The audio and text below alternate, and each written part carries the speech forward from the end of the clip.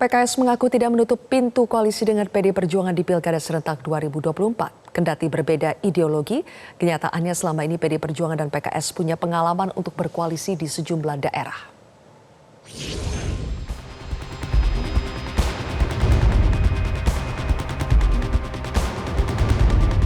PDI Perjuangan dan PKS selama ini dinilai sulit berkoalisi karena ideologi dan basis masa keduanya yang dianggap saling bertentangan satu sama lain. Namun pandangan itu sepertinya tidak akan lagi menjadi hambatan untuk mereka berkoalisi di Pilkada serentak 2024. Wakil Ketua Majelis Syuro PKS Hidayat Nur Wahid mengatakan, PKS dan PDI Perjuangan sangat terbuka menjalin kerjasama politik di Pilkada, termasuk di Jakarta. Pilkada itu adalah relaksasi terhadap beragam dalam pengelompokan pada waktu Pilpres. Sekarang dalam konteks Pilkada kita mencair lagi, kita bisa membangun koalisi-koalisi yang baru. Dan kalaupun nanti PDIP mendukung apa yang juga dipikirkan oleh PKS, tentu itu juga baik saja. Dulu waktu Pilgub Sulawesi Selatan, PDIP mendukung juga calon dari PKS. Beliau yang sudah 2 kali menjadi bupati di Banteng dan kemudian diusung oleh PKS dan PDIP mendukung. Di Pilkada Jakarta, kendati belum mengusung secara resmi, baik PKS maupun PDI Perjuangan memiliki ketertarikan yang sama untuk mendorong Anies Baswedan kembali. Namun PDI Perjuangan memberi catatan terhadap Anies, ada kesepakatan yang mesti dicapai dulu bila mantan Mendikbud itu mau diusung PDI Perjuangan. Dan seandainya kita mendukung atau mengusung calon dari luar, apa kemudian kesepakatan yang bisa kita ambil? Nilai-nilai demokrasi lah, secara ideologis lah, bagaimana kita bersikap terhadap situasi yang sekarang makin tidak mudah lah gitu. Agar kemudian politisi yang kita dukung nanti bisa konsisten, bisa melihat bagaimana sejarah di awal dan menyamakan persepsi serta sikap agar ketika merespon situasi itu tidak ke kiri dan ke kanan, lurus. Koalisi PKS dan PDIP cukup syarat untuk mengusung Anies Baswedan, apalagi jika ditambah PKB dan Nasdem. Kolaborasi 4 mesin politik itu bukan tidak mungkin membuat Anies mudah mendapat kemenangan. Tim Liputan, Metro TV. Pemirsa, selain PKB dan Nasdem, PDI Perjuangan dan PKS tengah mempertimbangkan nama Anies Baswedan untuk diusung sebagai calon gubernur Jakarta. Meski kedua partai ini memiliki riwayat bak minyak dan air di Pilkada DKI Jakarta 2017 lalu, kini PKS membuka diri untuk bekerja sama dengan PDI Perjuangan di Pilkada Jakarta 2024. Namun koalisi ini tentu tidak mudah terwujud jika masing-masing partai menginginkan kursi calon wakil gubernur Jakarta. Untuk membahasnya sudah bergabung bersama kami Wakil Ketua Majelis Syuro PKS Hidayat Nur Wahid, politikus senior PDI Perjuangan Arya Bima, dan peneliti senior BRIN bidang politik Prof. Lili Romli. Assalamualaikum Pak Hidayat, Mas Bimo, Prof. Lili. Waalaikumsalam. Baik. Baik, terima kasih sudah bergabung di Prime Time News. Pak Hidayat, saya ke Anda dulu. Sudah seintens apa komunikasi PKS dan PDI Perjuangan untuk berkoalisi di Pilkada Jakarta?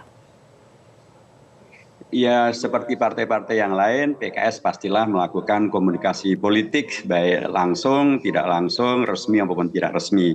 Tapi saya ingin mengklarifikasi tadi yang disebutkan di pengantar bahwa seolah-olah basis massa antara PDIP dan PKS itu ibarat minyak dan air, bertentangan dan sebagainya. Itu hanya ada di wacana para sebagian pakar maupun di media. Di tingkat lapangan, kalau tahun 2017 dalam Pilgub di Jakarta kita berbeda pilihan, tetapi tahun 2015 waktu Pilwalkot Banjarmasin, PKS PDIP berkoalisi dan kita menang. Tahun 2018 setelah Pilgub di Jakarta, PKS dan PDIP juga berkoalisi di Pilgub di Sulawesi Selatan dan juga di Jawa Timur. Di Jawa Timur kita belum menang, tapi di Sulawesi Selatan kita menang. Jadi harap dikoreksi bahwa tidak benar bahwa koalisi ini tidak dimungkinkan karena ibarat minyak dan air bertentangan. Apalagi ideologi kita sejenis atau sama kok. Kita semuanya di Indonesia, kita semuanya NKRI, kita semuanya eksistensi kita berbasiskan pada undang-undang tentang pemilu dan partai politik. Sama saja, tidak ada yang berbeda di antara kita dalam konteks ideologi berke-Indonesiaan. Jadi dengan demikian maka komunikasi antara kita sangat-sangat cair. Bahkan tadi di depan antara saya dengan Pak Aryo Bimo yang tokoh senior di PDIP, kita bahkan bisa main badminton bareng-bareng. di DPR gitu ya. Kita Baik, di berarti Pak Hidayat pertarungan di Pilkada DKI Jakarta 2017 lalu ketika PKS mengusung Anies, kemudian PD Perjuangan mengusung Ahok, sekarang tidak relevan lagi ya? Semuanya sudah cair kembali untuk 2024? Ya memang tidak relevan. Tadi saya katakan 2015 sebelum itu kita sudah berkoalisi di Banjarmasin. Di 2018 setelah itu pun, setelah 2017, 2018 kita berkoalisi dengan PDIP di Jawa Timur dan juga di Pilgub di Sulawesi Selatan. Jadi yang membuat tidak relevan itu bukan kami, tapi media dan atau para pakar yang ngompori itu. Ada pernyataan nih, saya ke Mas Bimo ya, kita masih ingat kok dulu ketika dalam satu sesi wawancara Mas Hasto mengatakan kami membuka kerjasama, tapi ada kecualinya dengan PKS. Nah untuk Pilkada DKI Jakarta apakah itu masih berlaku atau sudah tidak berlaku lagi, Mas Bimo? Setiap momen politik, entah itu pilpres, pileg, pilkada, itu kan proses pendidikan politik ya, proses pendewasaan baik di kalangan elit maupun masyarakatnya. Jadi saya melihat demokrasi itu sendiri akan terus mematangkan kedewasaan setiap kontestasi yang ada. PDI Perjuangan sudah berkali-kali melakukan berbagai kontestasi di dalam pilpres, pileg, dan pilkada. Tadi benar apa yang dikatakan oleh Pak Hidayat Nur Wahid. Pak Jokowi itu di Solo, Pak. Waktu itu Pak Hidayat juga masih DPR dari Solo. Itu produk yang diusung dari PDI Perjuangan dan PKS ya, tahun 2005. Kita yang ngusung itu.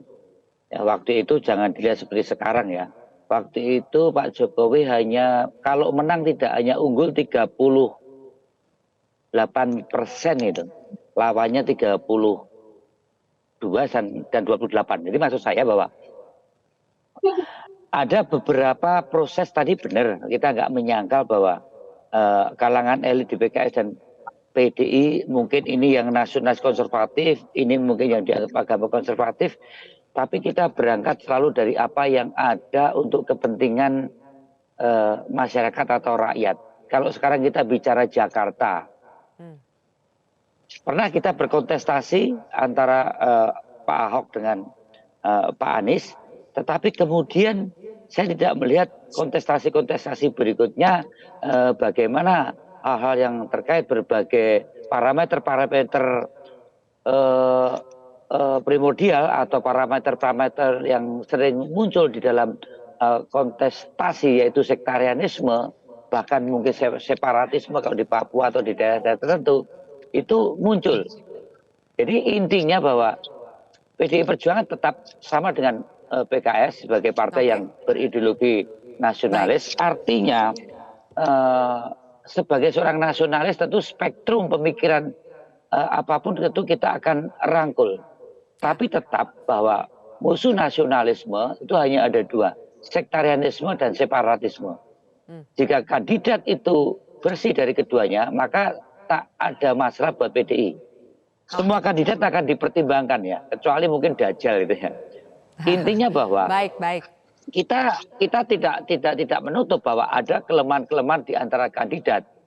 Tak ada gading yang tak retak. Buat PDI Perjuangan retak sedikit masih bisa ditambal asalkan jangan itu bolong. Nah kita melihat kalau figur Pak Anies misalnya selama 5 tahun menjadi gubernur, rekaman track record apakah dia sektarian, walaupun di dalam proses sebelumnya adalah berbagai isu-isu atau berbagai persoalan-persoalan sektarian muncul, tentu Pak Anies juga akan banyak melakukan corrective action untuk hal yang menyangkut kompetensi ideologinya Pak Anies. Baik, Mas Saya Bimo. juga melihat bahwa dari PKS juga tidak ada satu persoalan untuk bisa bekerja sama berarti dengan untuk PDI Perjuangan. 2024 ini Tapi tidak saat ada ini barrier, masih ada tidak ada kendala yang besar sekali ya, yang sangat-sangat fundamental yang bisa menghalangi kerjasama politik antara PDI Perjuangan dengan PKS. Kalau begitu saya tanya dulu ke Prof. Lili. Prof. Lili, selain memang kepentingan pastinya ingin menang di Jakarta, menurut Prof. Lili, apa sebetulnya kepentingan yang bisa menyatukan PDI Perjuangan dan PKS kali ini di Pilkada 2024? Prof. Lili, audionya belum terdengar?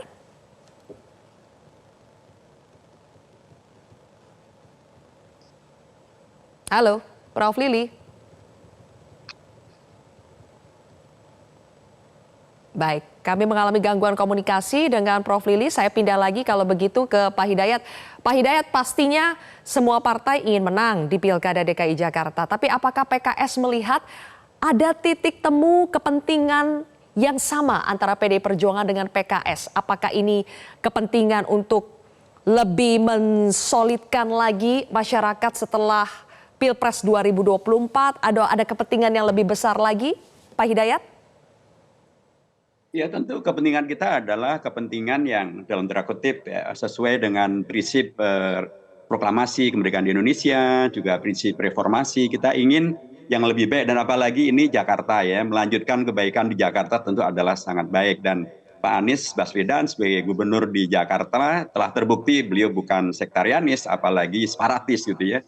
Bahkan beliau sangat dibucikan oleh komunitas lintas agama gitu. Jadi tingkat kepuasan warga Jakarta terhadap kinerja Pak Anies juga sangat bagus ya, di atas 80% bahkan.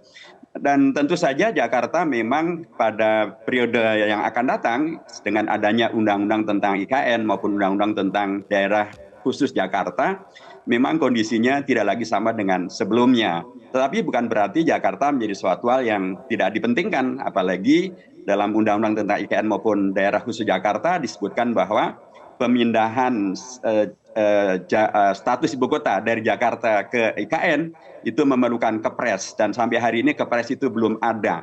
Sehingga de facto ibu kota Indonesia masih Jakarta gitu ya.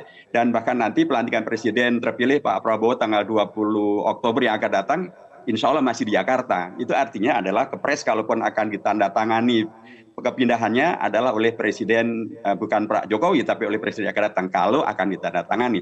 Tapi artinya adalah Jakarta tetap sangat dipentingkan karena ini adalah tetap disebut sebagai daerah khusus gitu ya.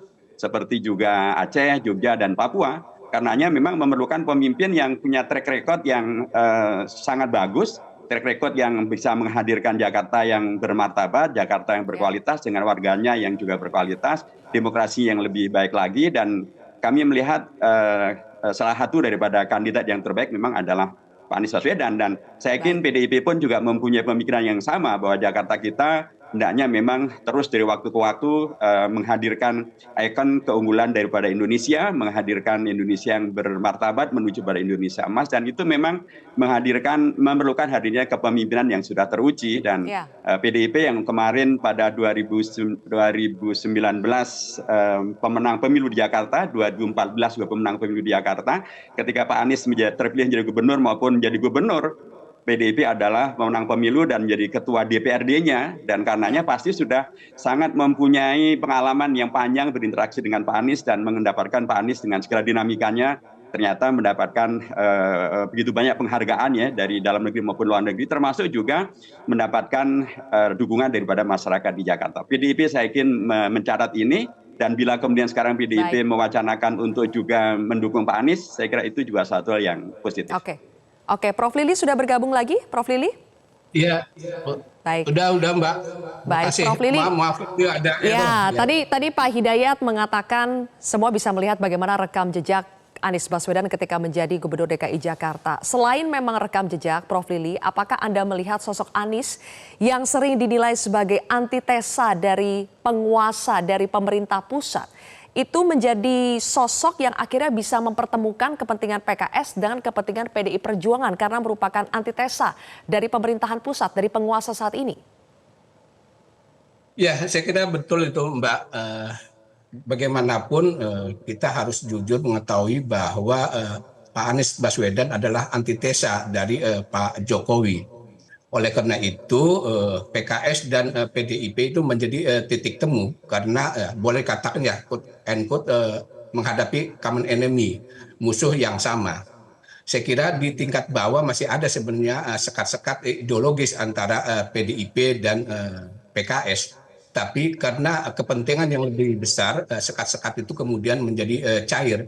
Dan ini saya kira suatu ya hal yang baik saya kira untuk ke depan. bukan karena faktor kepentingan-kepentingan kekuasaan, tetapi memang kebersamaan dalam rangka untuk membangun bangsa dan negara ini. Jadi sekat-sekat ideologis itu harus cair dan bersatu untuk bagaimana membangun bangsa dan negara. Nah, mungkin ini adalah titik awal bagi PKS dan PDIP untuk semacam konvergensi ya antara dua ideologi nasionalis dan Islam ini. Dan saya kira juga memang Pak Anies sudah membuktikan juga ketika selama memimpin di Jakarta tuduhan-tuduhan sektarianisme, politik identitas dan lain sebagainya itu buyar semuanya. Karena ternyata Pak Anies mencoba merangkul semua kelompok dan golongan. Bahkan ya kan kita menarik juga arus bawah di PDIP di DKI yang menginginkan Pak Anies. Ini membuktikan bahwa selama 5 tahun Pak Anies memimpin itu memang merangkul orang-orang PDIP, orang-orang yang berseberangan dengan Pak Anies. Mencoba memang Pak Anies itu mengayomi semua kelompok dan golongan. Baik, kalau begitu. Nanti kita akan lanjut lagi dialog di segmen berikutnya. Jika partai-partai ini sepertinya sudah cukup bersepakat untuk mengusung nama calon gubernurnya, bagaimana dengan calon wakil gubernurnya? Nanti kita akan bahas sesaat lagi pemirsa, usai jeda. Kami lanjutkan lagi pemirsa. Mas Bimo, di sejumlah kesempatan kita sudah mendengarkan ada pernyataan dari Pak Hidayat Nur Wahid ketika ditanya soal kursi Cawagup. PKS pasti menginginkan karena PKS di 2017 sudah tidak dapat kursi Cawagup, kemudian di 2024 ini menjadi partai pemenang Pileg di DKI Jakarta. Nah, apakah PDI Perjuangan jika nanti final mengusung Anies, apakah juga menginginkan kursi Cawagup untuk DKI Jakarta? Kalau saat ini masih menjadi wacana ya untuk Pak Anies ini dipersandingkan dengan calon kandidat-kandidat lain seperti Ibu Risma, Pak Aswar Anas, juga Pak Andika untuk calon gubernur DKI. Jadi konsentrasinya saat ini memang masih siapa yang akan diusung sebagai calon gubernur, yang salah satunya adalah Pak Anies. Untuk hal yang terkait dengan wakil, kita lebih bicara tidak hanya sekedar kalkulasi kekuasaan, dan kita pun juga terus membaca jangan sampai pilkada ini hanya sekedar hajatan partai atau hajatan elit, tapi membaca sebenarnya Jakarta itu butuh apa sih, rakyat Jakarta ini butuh apa sih, baru kemudian siapa sih yang bisa membereskan persoalan Jakarta ini ke depan. Disitulah kemudian kita akan bicara soal sosok gubernur dan wakil gubernur. Misalnya soal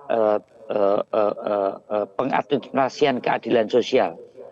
Kita itu sangat melihat loh, orang seperti Ahok lah yang mampu menteknokratikan, mengadministrasikan keadilan sosial buat DKI ini. Nah, kita cari kriteria orang yang seperti apa yang kira-kira nanti kalau Thomas Anies juga mempunyai kemampuan untuk hal-hal yang terkait bagaimana pengadministrasian keadilan sosial buat rakyat DKI, begitu juga ketepatan di dalam konteks pembangunan DKI ini yang lebih punya kemampuan ideologi teknokratik. Jadi kita belum bicara orang, tapi kita masih bicara persoalan-persoalan. Kemudian kita menentukan dari persoalan itu kriteria seperti apa pasangan gubernur ke depan itu yang akan bisa menyelesaikan persoalan Jakarta. Nah, disinilah kemungkinan kepentingan kita sama antara Mas Anies dan PKS di dalam melihat persoalan dan kriteria untuk sosok yang mampu memimpin Jakarta ke depan. Jadi kita belum sampai bicara orang, tapi kita bicara kriteria. Kalau begitu, Mas Bimo, oke, belum sampai pada Ahok, sosok. gitu ya. Tapi Mas Bimo, menurut Anda Jakarta Ahok itu butuh keberlanjutan atau perubahan untuk Jakarta? Dua-duanya, kita tidak bisa ekstrim ya. Ada yang dilanjutkan, kalau itu memang baik, ya. Kemudian ada hal yang memang perlu dirubah, kalau memang itu perlu perubahan. Antara keberlanjutan dan perubahan tidak bisa diantagoniskan. Ada sesuatu yang memang beririsan, ada yang memang perlu dirubah. Tapi yang jelas bahwa ke depan apakah Jakarta ini tetap akan masih menjadi ibu kota atau tidak, ini suatu hal yang penting.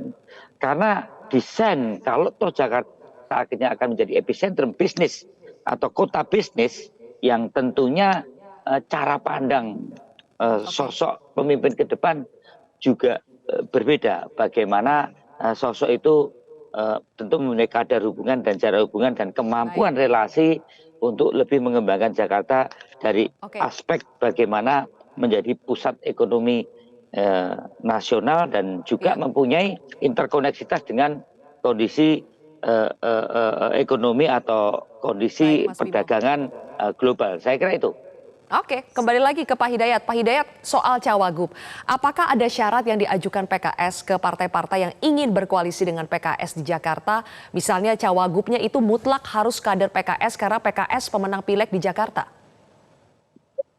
Tentu mutlak-mutlakan kayak gitu bukan merupakan tradisi daripada partai-partai politiknya, dan kayak mutlak kita adalah bagaimana menjadikan Jakarta lebih baik, melanjutkan segala keunggulan-keunggulan yang ada, menjaga Jakarta sebagai ibu kota negara Indonesia yang paling lama yang ada di Indonesia, dan karenanya penting untuk terus dijaga marwahnya.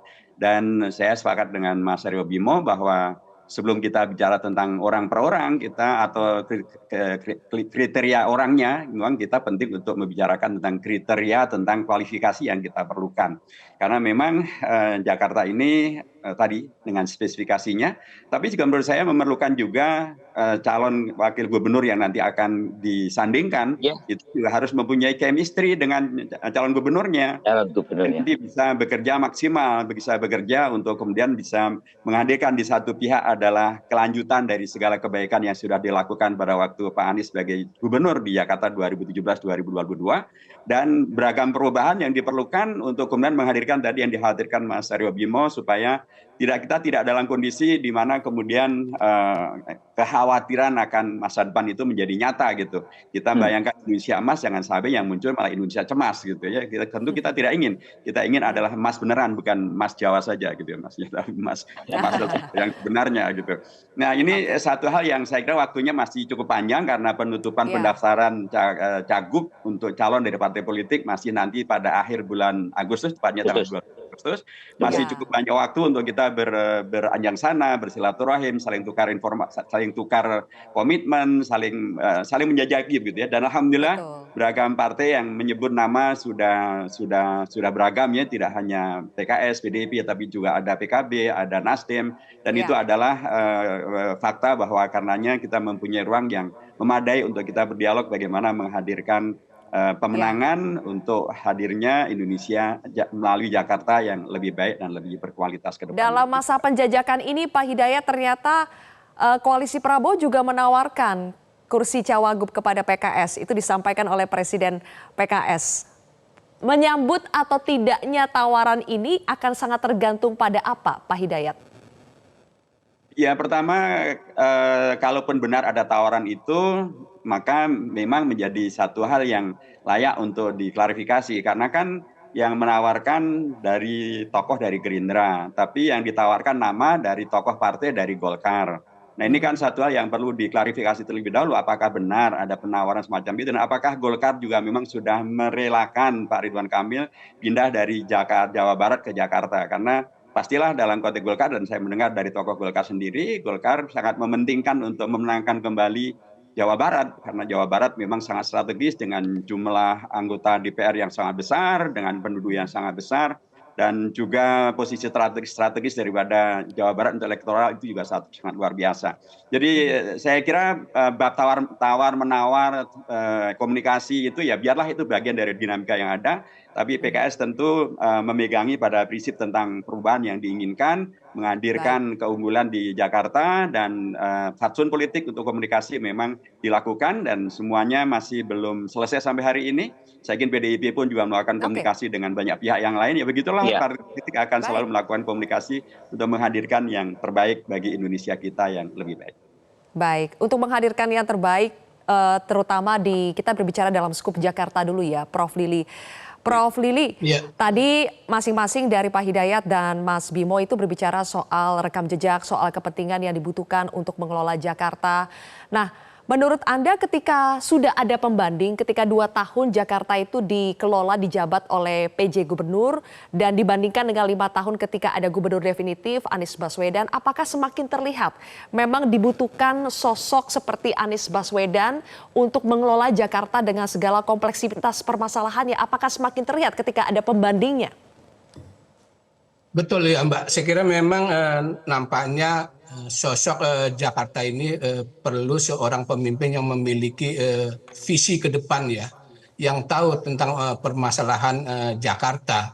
Apalagi nanti Jakarta tidak lagi menjadi ibu kota negara. Itu PR yang berat buat pemimpin yang akan datang.